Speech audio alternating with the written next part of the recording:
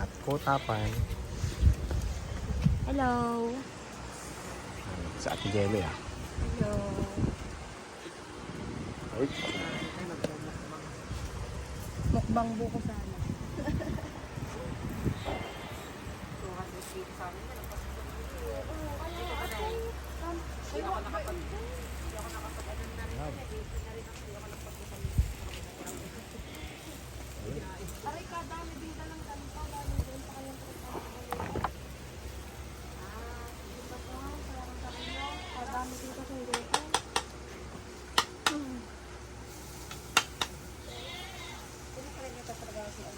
Oo. Kapag ka, Monday, saka Friday. 2 days lang ate. Check up lang, check up sa mga hito. Parang doktor. Marami din siya kita yung ano niya. Oo, binili Binili sa amin dito. Kasi na doon ang Tapos, Bumili siya sa'yo, tapos ngayon nag-business din siya, o matagal na talaga siya may dito. ano siya, manukan talaga siya. Anong kanyang business. Tapos, naisipan niyang maghito kasi yung mga namamatay niyang manok, binabaon lang nila.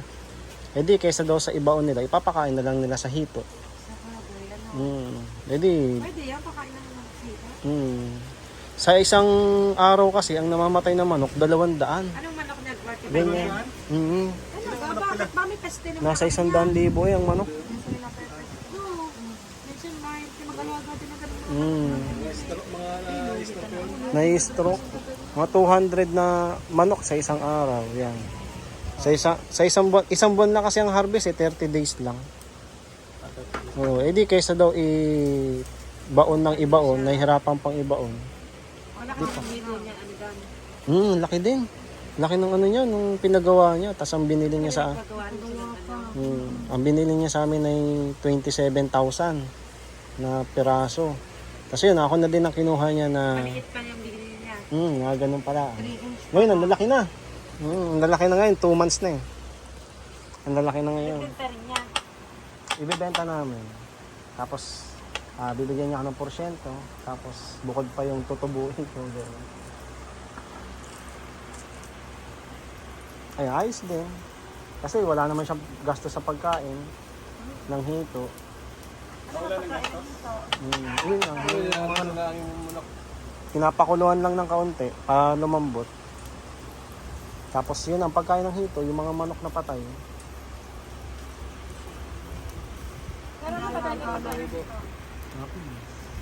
Kaya taga-Pambalito. Mga fish feeds. Pero mas masarap yung ate kapag tayo mga malaki.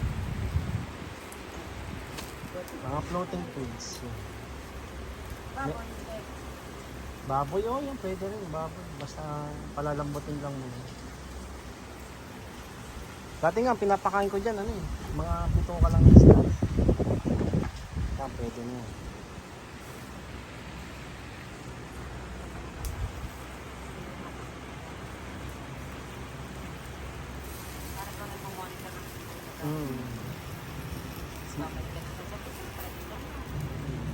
May tagapag-alaga doon. Tagapagpakain lang. Tapos ako lang yung punta lang ng punta doon. May monitor lang. Extra din.